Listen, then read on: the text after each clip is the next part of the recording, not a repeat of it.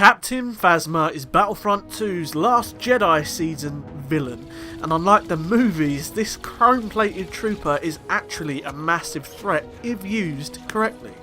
So, I'm going to give you 5 tips that are going to help you turn this Battlefront 2 Phasma into a shiny menace. Place the shock droid around objectives. This one is pretty obvious, but if you place the shock droid in the open, it can easily get destroyed. Be sure to place the shock droid behind some sort of cover or around a corner, baiting enemies in, meaning that if they fancy a run-in at the objective, they're going to be in for a shocking surprise. At the same time, if you can, try not to position yourself inside the droid all the time. Try to find a spot that gives you a 360-degree line of sight with the droid, allowing you to pick off stunned players from safety. Overheat your blaster. This tip, in my opinion, is the most vital if you want to play Phasma in the best possible way in both Galactic War and Heroes vs Villains.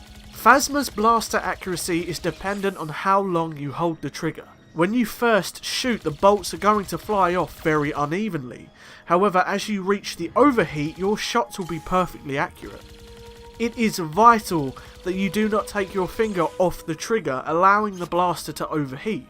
You then have to hit the gold marker when using the cooling flush, and if you do it correctly, the blaster is essentially never ending. You can constantly hold the trigger down at its highest accuracy, doing scary damage, turning Phasma into a walking, accurate minigun with almost no limits.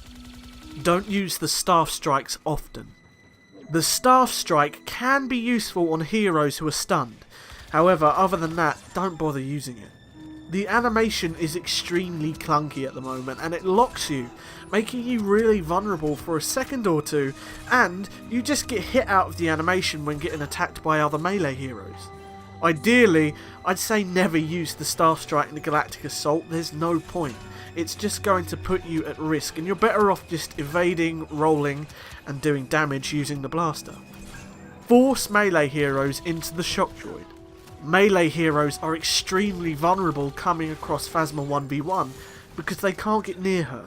The shock droid is almost unfair, making heroes versus villains that much easier with a good Phasma player.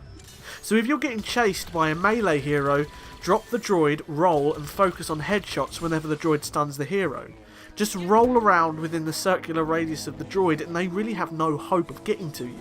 Even if you're not getting chased, put the shock droid down in a defensible position and it forces melee heroes to come to you.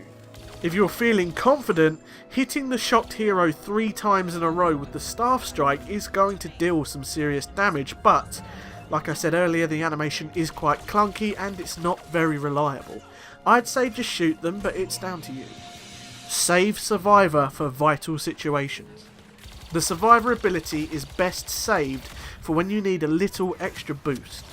Using Survivor isn't going to give you a constant health boost, nor is it going to replenish your health bar.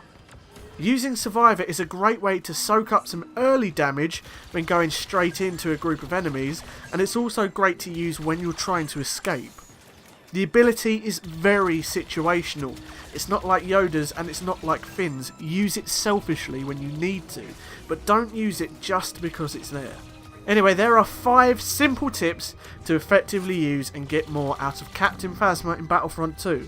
Check out my other Battlefront 2 hero guides, and if you want to see more Battlefront content like this, lore videos and a lot more, perhaps consider force choking that subscribe button, checking out my Patreon page and joining my small but growing Star Wars family.